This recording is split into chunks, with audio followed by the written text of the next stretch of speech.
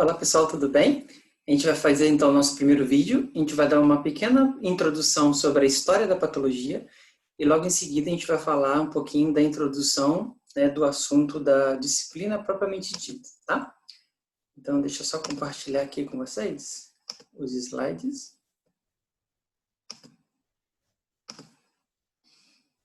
Bom, então a gente vai falar um pouquinho de como ela surgiu, de como ela foi evoluindo e quais são as fases de crescimento, de desenvolvimento, né, até chegar nos dias de hoje. Então, antes, o homem primitivo, ele tinha, quando ele ficava doente, ele tinha uma noção instintiva do que fazer. Então, ele se aproximava da fogueira quando estava com febre, ele bebia muita água, ele lambia as feridas, limpava as feridas. Então, ele agia, às vezes, corretamente, porém, de maneira instintiva. Alguns desses seres, eles começaram a desenvolver habilidades devido à sua inteligência, né? Com plantas, com ervas, com raízes, e eram verdadeiros curandeiros. Eles não tinham noção de nada, mas sabia de alguma forma, né, que aquilo ali era bom, e dentro da crença limitante deles, eles achavam que tinha a ver com Deus. Que as pessoas que ficavam doentes eram uma vingança, era um reflexo da ira dos deuses, os deuses estavam bravos, e aí mandavam aquela doença para aquele ser, né? Até que chega o pai da medicina, né, que é Hipócrates, em 1460 a.C., ele começa a correlacionar as doenças com o visual, com os aspectos físicos, com a aparência do indivíduo, com os sintomas que ele estava apresentando. Ele começa, então, a correlacionar esses fatores e começa, então, o pontapé da medicina, o pontapé da patologia, começa aí, né, com essas correlações. Mas, desde muitos anos antes de Cristo, existiam algumas pessoas que gostavam muito de animais e cuidavam desses animais, né? E tratavam esses animais, até de forma errada às vezes, mas tratavam esses animais. E essas pessoas eram chamadas de saliótrias, que são os precursores dos veterinários.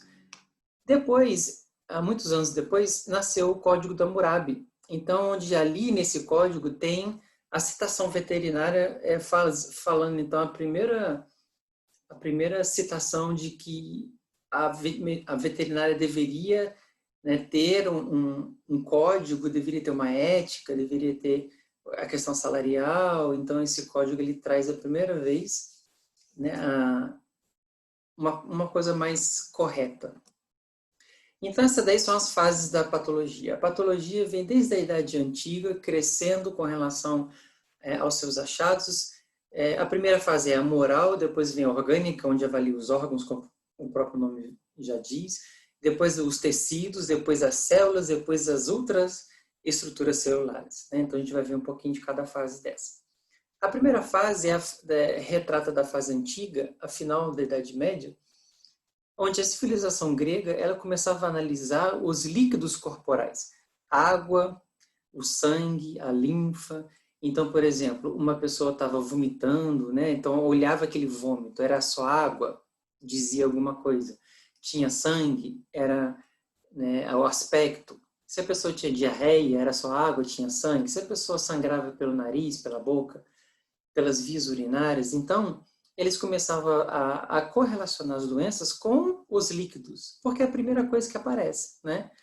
E também achavam, dentro da sua crença limitante, que existia um fator religioso aí, né? Onde os deuses, se uma pessoa sangrava, se uma pessoa tinha uma doença assim, os deuses estavam com raiva e aí a pessoa tinha aquilo ali, porque era uma ira também de Deus. A segunda fase é uma fase onde analisavam os órgãos, chamada, portanto, de fase orgânica. Ela começou no século XV até o século XVI e começou, então, a ter, né, a análise das pessoas que morriam. Então, as pessoas morriam e abriam as pessoas através de exame necroscópico para avaliar os órgãos internos. E aí surgiu, né, o início do desenvolvimento das necrópsias, das autópsias, né? Então, a medicina nessa fase, ela deu um salto bastante importante, porque agora a gente sabia o que acontecia por dentro das pessoas, né? Quando a pessoa morria de uma doença, principalmente ia lá e ver o que estava alterado naquele órgão, o que tinha de diferente naquele órgão, e começou a correlacionar as doenças com as alterações orgânicas. Então, a medicina começou a desenvolver porque eles estudavam os cadáveres, né? Então, isso foi muito importante, e a patologia, então, desde o início, ela sempre estava presente no estudo do cadáver como uma ferramenta muito importante para o conhecimento. Entretanto, existem algumas dificuldades. Um exemplo de dificuldade é o embalsamento dos cadáveres, né? Não podia mexer, embalsavam, faziam as múmias, lá, aquela coisa toda do Antigo Egito que a gente conhecia, que a gente conhece, né? E isso dificultava. E outra coisa que dificultou, outra coisa que dificultou foi a época da Inquisição, onde fazer necrópsia era violentar a alma. Então, a religião, a igreja, ela entrou muito forte nessa parte, proibindo as necrópsias. Então, houve uma estagnação do desenvolvimento, né, da patologia, da medicina, pois não podia mais fazer necrópsia, porque isso era uma violência à alma. Entretanto, houve um desenvolvimento da química, né, porque já que não podia mexer no corpo, começou então a desenvolver a parte laboratorial de substâncias químicas.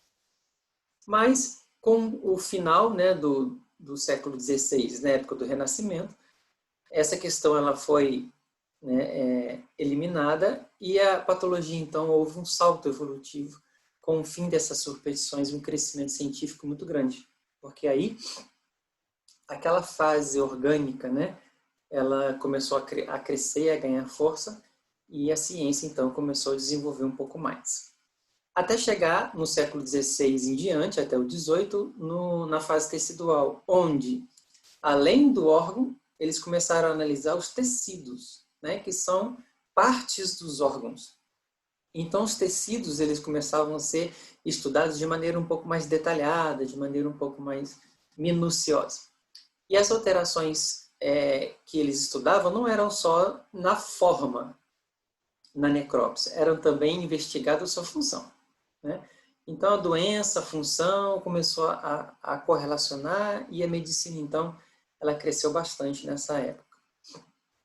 Cresceu tanto que desenvolveram um microscópio, né? Então, Robert Hooke foi o primeiro pesquisador a levantar essa questão do microscópio através da união de várias lentes, que fez um aumento significativo das estruturas, e ele observou, então, que esses tecidos eram formados por estruturas arredondadas que foram chamadas de células. E então surge a fase celular, que é o início do século XIX, né? Então, a fase celular ela é caracterizada pelo desenvolvimento e pela descoberta do microscópio, onde começou primeiramente a observar as células vegetais, depois as células animais, e começou a ver que algumas doenças alteravam a forma dessa célula. E ele foi anotando, como vocês veem no slide.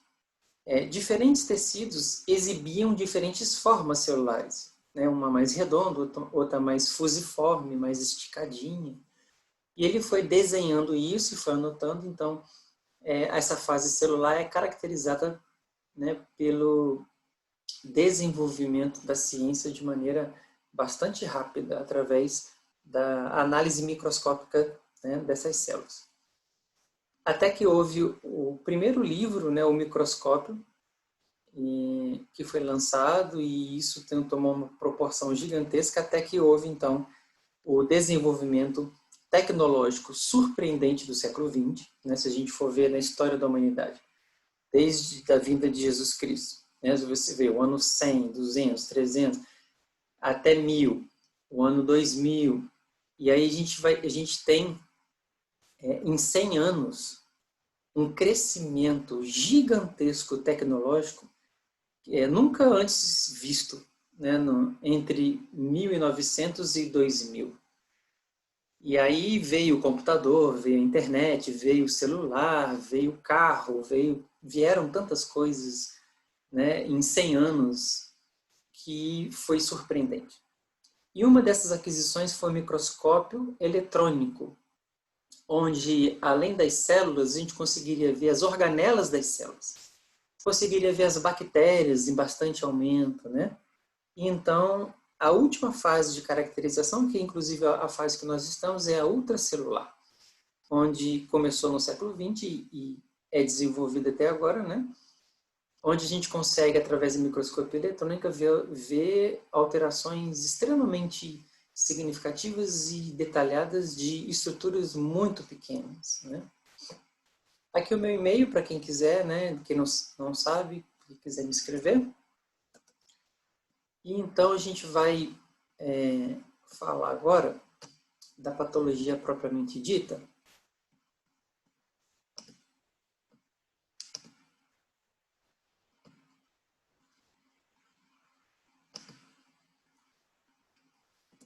Bom, patologia, pessoal, é o estudo das doenças. Então, pato tem a ver com doença e logia, estudo, né?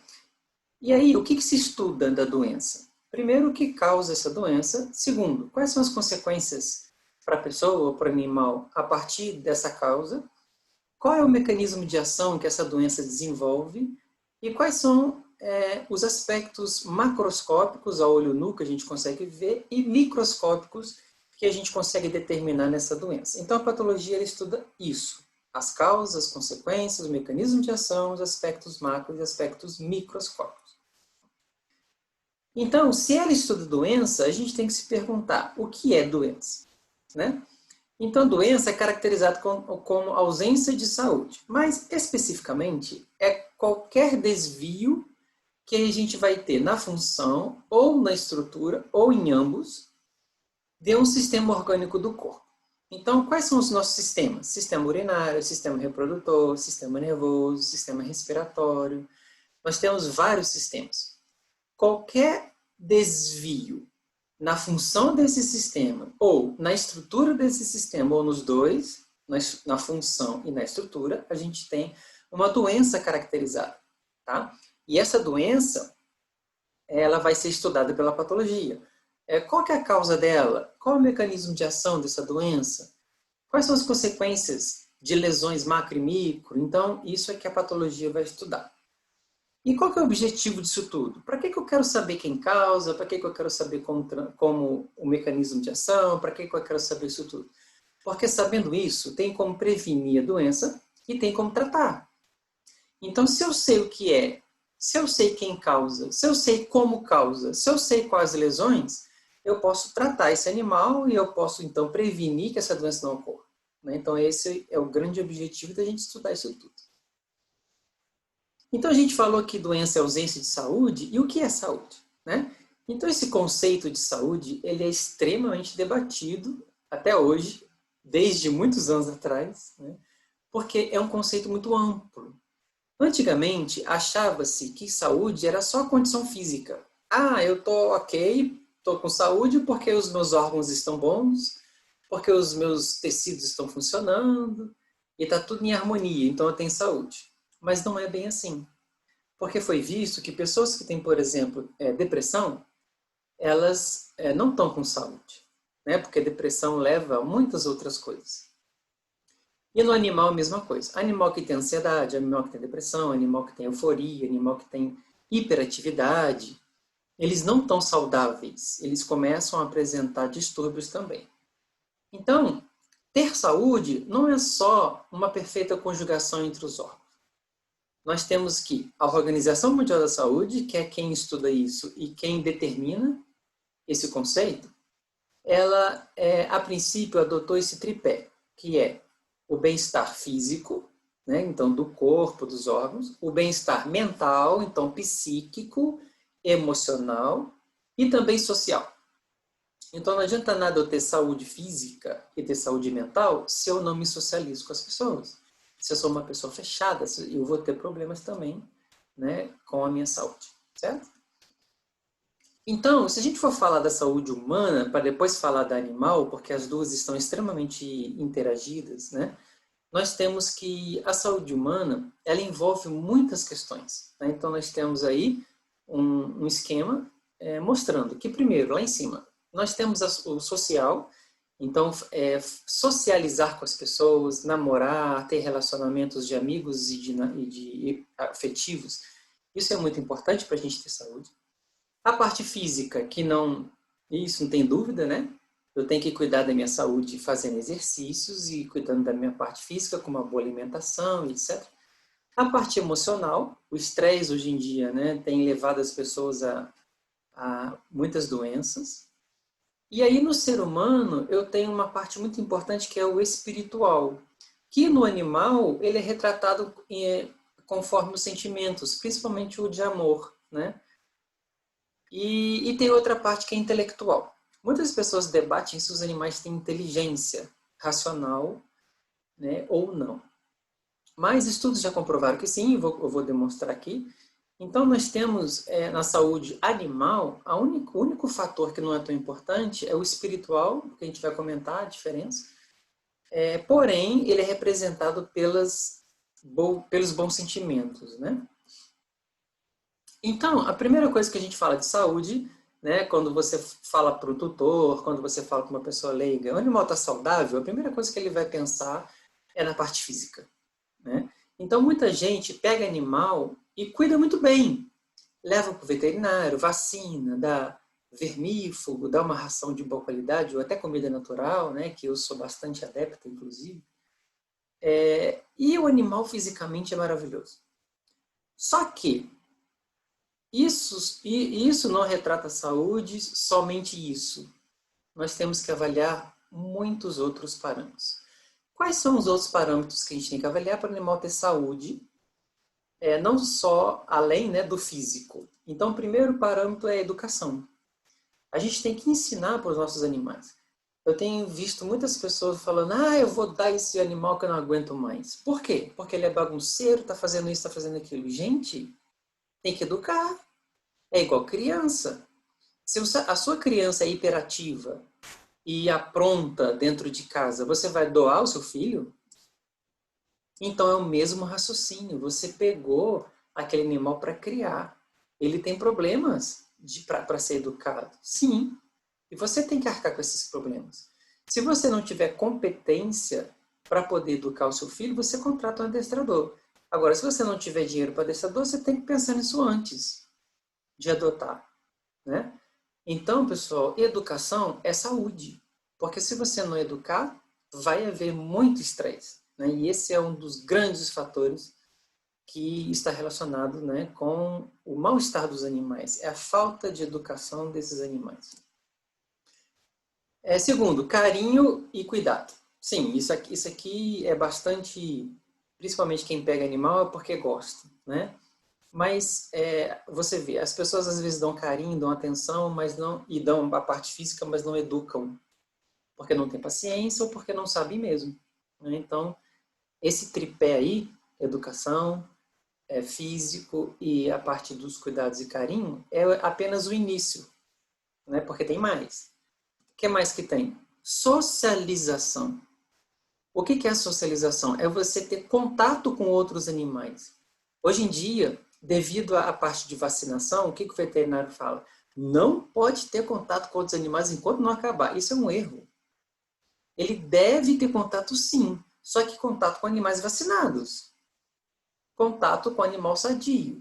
Ele deve ter contato. Lá no Rio de Janeiro, por exemplo, não sei se aqui na Paraíba tem, mas eu nunca vi. Eu sou do Rio, então por isso que eu falo, né? Lá tem escolinha de socialização para animais. Gatos, cães. Para quê? Precisa interagir, né, gente? A criança não vai para a escola e o bicho não vai para a escola. Então, além de não estar sendo educado, ele não tem socialização. Aí, quando ele sai na rua, o que acontece? Ele avança nas pessoas, ele avança nos animais, porque ele não está acostumado com isso. É uma forma de reação, né? Uma forma de defesa. Então, ele tem que socializar, sim, desde pequenininho, tem que ter contato com outros animais, e não só da mesma espécie, de outras espécies. Tem que ter contato com outros seres humanos, não só os da casa, né? Para ser um animal socializável. E aí a gente lembra que o conceito de saúde envolve social também, né? Eu estou falando de pet aqui porque é o que a gente mais vê, mas os grandes animais de produção também. Eles precisam ter contato com outros animais, eles precisam de carinho, eles precisam ser cuidados, né? mas a gente vê mais isso com os pés. Outro fator, passeio, pessoal. Tem que ter o passeio, que é a forma de diversão. Então, ele está socializando também é uma forma de diversão. Porém, o passeio é onde ele tem o tempo dele, onde ele vai cheirar urina e cheirar cocô, inclusive é para deixar, né? A não ser que seja uma diarreia, aí você não deixa. Mas quando ele vai cheirar cocô, a pessoa vai e tira. Poxa, aquilo ali é tão interessante para ele, se vocês soubessem como é interessante, vocês deixariam. Então, o passeio é muito importante. Tem que passear todos os dias? Tem que passear todos os dias. Né? Ah, mas eu não tenho tempo. Pensasse nisso antes de adotar. Agora que adotou, tem que fazer. Então, tem que ir na rua, sim. O animal precisa caminhar, o animal precisa ir exercício. Então, não adianta nada você cuidar se o animal não faz exercício. Eu peguei uma gatinha e a gata, com a pandemia, eu tive que trazer a gata para dentro de um apartamento aqui em João Pessoa. A gata quase destruiu o apartamento. Ela subia para tudo quanto é canto. Ela quebrou vasos da minha mãe. Ela quebrou, jogou o computador no chão, quebrou a tela do meu iPad. Nossa, era um capeta. Agora, quem estava errado? Eu. Porque eu não fazia exercício com ela, não passeava com ela, não socializei. Porque, né, devido à pandemia, ela teve que ficar presa dentro de um apartamento, que não é um ambiente para gato. É um apartamento fechado, sem enriquecimento ambiental. Né? Então, pessoal, o animal precisa de fazer exercício, ele precisa correr, ele precisa gastar energia. O animal tem muita energia, né? Principalmente algumas raças. E então ele precisa disso tudo. Então, tudo isso é saúde. A gente fica muito restrito à parte física, né? Não, estou cuidando, estou dando uma ração boa, estou levando veterinário, estou aplicando vacina e pronto. Não é. O animal precisa disso tudo aí que vocês estão vendo para ter saúde, tá certo? Então aqui a diferença que eu tinha dito do cérebro dos animais para o cérebro dos seres humanos. O cérebro, por exemplo, dos répteis é chamado de reptiliano, né? Porque ele é bastante primitivo. Com o desenvolvimento e evolução dos animais para o mamífero, né, houve um acréscimo muito grande que é o cérebro emocional. Então, o animal ele tem a parte desenvolvida das emoções, sim. E quem tem animal sabe disso. Quem lida com animal sabe disso. Né? Qual é a diferença para o ser humano? Que o ser humano ele desenvolveu o cérebro racional, que é o neocórtex e o pré-frontal, essa parte da frente do cérebro, principalmente, e o neocórtex. Isso faz com que o ser humano tenha capacidade de raciocínio muito maior. Porém, a inteligência do animal ela foi comprovada com os primatas não humanos, né? Onde ensinou para essa chimpanzé, que é o caso do Roger Fultz e a chimpanzé dele, ensinou para ela a língua dos sinais, ela aprendeu 132 sinais, conversava com as pessoas através de língua dos sinais sem problema nenhum, e ela foi muito além disso. Ela ensinou para a filha dela a língua dos sinais e a filha dela aprendeu. Né? Então, isso é impressionante. Caracterizando, então, que o animal, principalmente os primatas, é lógico, né, gente? Cada um tem uma hierarquia evolutiva e cada um tem um nível de inteligência, mas que eles têm inteligência, sim. Não é comparada à do ser humano, mas eles têm inteligência. Né? Então, dizer que o animal não tem inteligência, isso não está correto e a ciência comprova o contrário.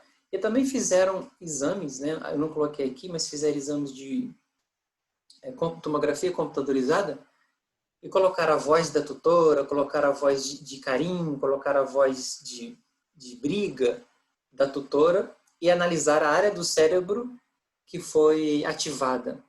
E as áreas do cérebro, as mesmas áreas são ativadas em comparação aos humanos. Então, a gente tem uma proximidade muito grande, né? E por isso a questão da saúde ela serve quase que totalmente, né, comparado o ser humano com os animais.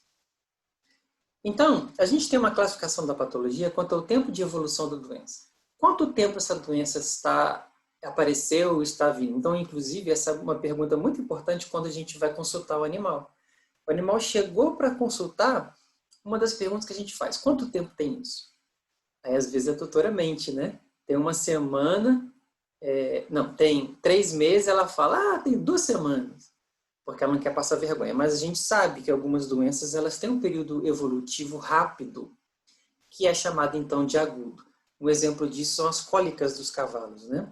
Os cavalos eles têm uma cólica intestinal, gástrica, muito forte, com muita dor. E aí isso é uma doença aguda. É uma doença que vem rápido e a evolução dela também é rápida e você tem que fazer alguma coisa porque senão o animal vai sentir muita dor e pode até morrer. E o contrário dessa doença é a crônica, que significa uma doença persistente, uma doença demorada, uma doença que já foi aguda e pode evoluir para crônica ou simplesmente cronificou e persistiu, ou ela não foi tratada, ou ela foi tratada de maneira errada, ou simplesmente não tem tratamento, como é o caso da tuberculose, né? A tuberculose não tem tratamento, então o animal fica doente, às vezes não manifesta sintoma, mas ele está doente, que é outra coisa, né? Que doença não quer dizer sintoma. A pessoa pode estar doente, mas não ter sintomas.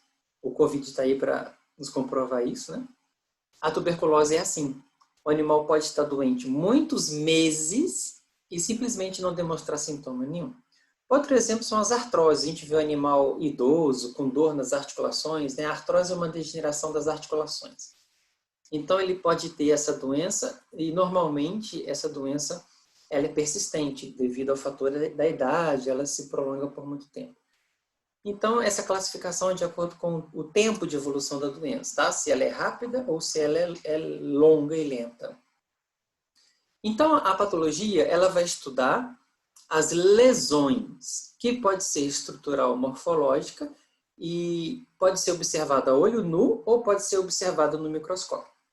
Então, as lesões que são observadas a olho nu, elas vão ser observadas na necrópsia, como era observado desde a época da fase orgânica, antes de Cristo, né? Então, a pessoa morria, abria a pessoa e olhava dentro o que tinha.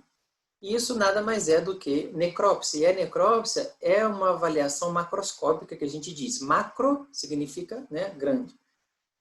Então, macroscópica é uma análise a olho nu. Você pode usar uma lente, alguma coisa, mas você vai olhar sem o auxílio de equipamentos, né?